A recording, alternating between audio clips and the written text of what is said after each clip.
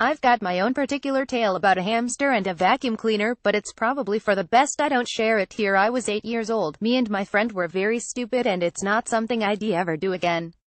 The hamster lived, though. This tale's a bit more savory, and it's about Monster Hunter World's best new beast.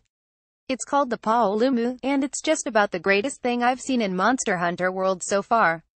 A flying wyvern that stalks the Coral Highlands. It's half hamster, half bat and 100% nuts, and exactly the kind of far-fetched creation that makes me hold Capcom's long-running series dear.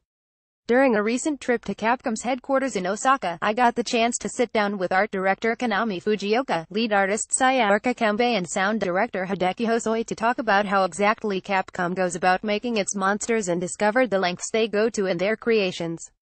Konami Fujioka: well, it all started with the basic design concept of the Coral Highlands area. It's notable for having these rising air currents, and the basic idea is thinking what kind of monsters would live there, what kind of monsters would utilize these air currents that are moving around. That's where the basic idea of Paolumu came from. That's the game design concept, from the game planners. So we had this idea of a floating, flying monster, but not just floating and flying, being airborne in a unique way. Not just flapping its wings and floating around. From that basic design concept, we also got a request from the designers for it to be this middle-class monster, a medium-strength monster, not too weak and not too strong. That was also part of the concept. Paolumu in its natural habitat, the Coral Highlands. Sayaka Kembe: in the beginning we had all sorts of ideas. There might have been duckbills, and even elephant parts as part of the design. But those eventually got filtered out, and we started playing with the idea of what kind of things puff up with air and would make a monster float. Those odd ideas were filtered out in favor of something like a hamster, the idea of it eating food and its cheeks puffing out. Konami Fujioka: eventually we settled on more furry visions of a monster, things like squirrels, things like hamsters. That kind of stuff gets settled on as the design keeps going. Then we also have ideas of what kind of attacks and what kind of behaviors the monster will have. We take those ideas when we're designing the monsters and give them back to the game designers. That's the basic idea for Paolumu. Sayaka Kembe: this time around, one of the difficulties wasn't so much in the design but in the implementation and the modeling. For example, keeping its body puffed up while moving around, all the different seamless actions it has, was more difficult than coming up with them. Even simple things like its wings, how it's avoiding hitting its own face. Things like that, they're more difficult to get around technologically speaking, than coming up with the design. The Great Jagras. Imagine someone on all fours, strutting around like a lizard, and yeah, we'll have some idea of what goes on behind closed doors at Capcom HQ. Hideki Hosoi: for the sounds, we do have a basis of real animal sounds, recording those and using those.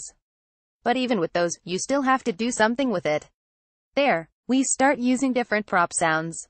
For Paolumu, one of the inspirations was the pipes used in old vacuum cleaners. You might not see them so much today, these kind of ridged vacuum pipes. They've got a sound that really fits the monster quite well. We're using these unusual, discomforting sounds with realistic animal sounds. We're mixing these together to create these unique monster sounds. We have a studio where we do these recordings. Well, take a recording of a small animal, in this case a mouse, and use software to morph that sound into the length that we want for the monster. Then we morph it into the vacuum cleaner sound to the tempo that we want, waving that vacuum pipe around in the air, for example. Konami Fujioka: the monster design concepts often evolve around other living animals, such as cats and dogs, which are reflected in how the monsters move in the game. One of the things we tried this time around and it wasn't implemented this way exactly in the final product. We actually used motion capture to have people on staff mimic the motions and movements of animals when they walk around.